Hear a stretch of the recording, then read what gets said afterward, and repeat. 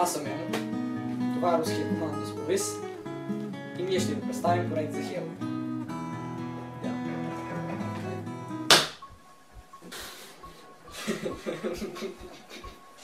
Хелоуин е празник, който се чества на 31 октомври и съвпада с Деня на Всесветии. На него децата ходят по съседските къщи и искат бонбони от съседите си. На Хелоуин има обичай, лакомство или номер, което децата ходят из къщите на съседите си и молят за бонбони или, ако не им дадат бонбони, правят номер от собствена да убият мъжа им.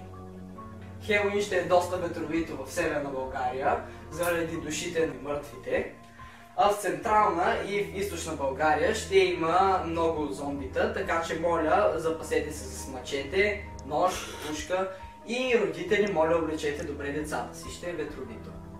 В Южна България ще има много кървави дъждове, затова да, запасете се с консерви, с бомби, заради кръвта.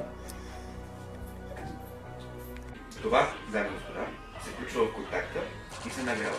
То се вкарва в мозъка на зомбито и го изпоръжва.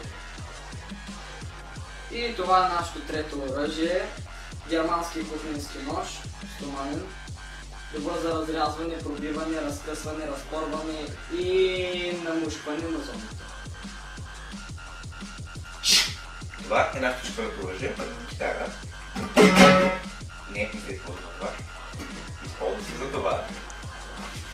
И това е нашето пето оръжие. Това е дървена дъска. Използва се при мегалообработка.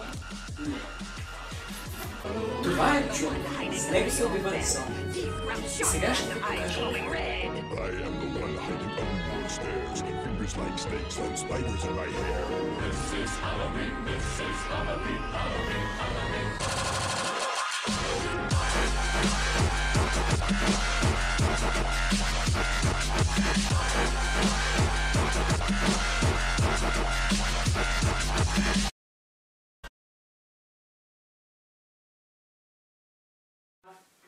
Да говоря ли?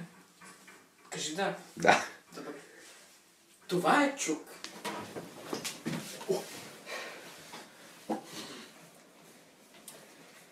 Айде да сложи, чакай. Свириш? Да, добре. Я свиря. О!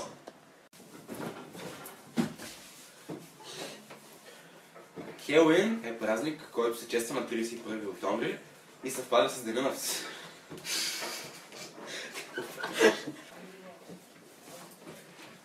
Хелоуин е празник, който се чества на 3. Стига. Добре, хора, да. Хелоуин е празник, съвпадащ се с 31 октомври. Не. Грешка. Децата на Хелоуин ходят и съседските къщи и... Не стана.